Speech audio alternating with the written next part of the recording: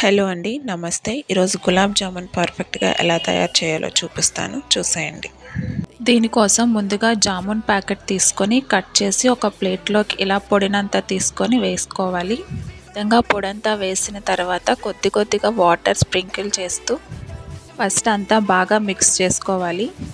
ఈ విధంగా పిండంతా మిక్స్ చేసుకొని బాగా అంతా కలిసేలా మిక్స్ చేసిన తర్వాత కొద్ది కొద్దిగా వాటర్ వేస్తూ మిక్స్ చేసుకోవాలి.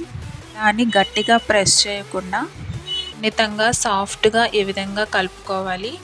ఈ విధంగా అంతా బాగా కలిపిన తర్వాత ఒక మూత మూసి ఒక 10 నిమిషాల పాటు దీన్ని పక్కన పెట్టుకోవాలి. పాకం ప్రిపేర్ చేసుకోవడం కోసం స్టవ్ ఆన్ చేసి ఒక బౌల్ పెట్టుకొని కప్ షుగర్ యాడ్ చేసుకోవాలి.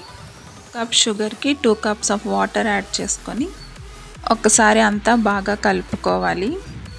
పాకం ఏమి రానవసరం లేదు, షుగర్ అంతా కరిగిపోతే సరిపోతుంది. 3 యాలకులు దంచి అందులో వేసుకోవాలి.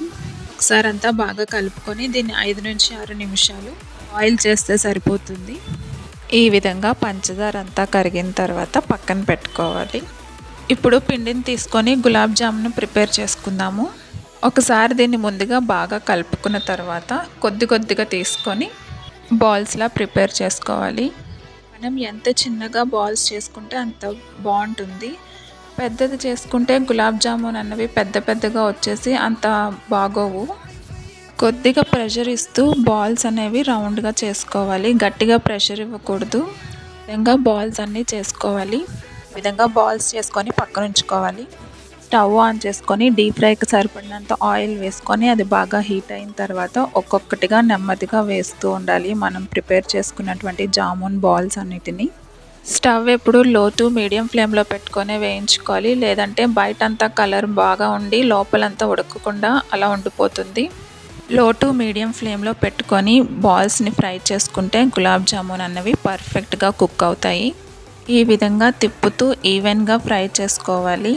మంచి కలర్ వచ్చేంత వరకు ఈ విధంగా తిప్పుతూ ఫ్రై చేసుకున్న తర్వాత చూసారా ఎంత చక్కగా ఈవెన్గా అన్నీ ఫ్రై అయ్యాయి. ఇప్పుడు ఇవన్నీ తీసుకొని మనం ఇందాక ప్రిపేర్ చేసుకున్నాం కదా పాకం, ఆ పాకంలో ఒక్కొక్కటిగా వేసేసుకోవాలి.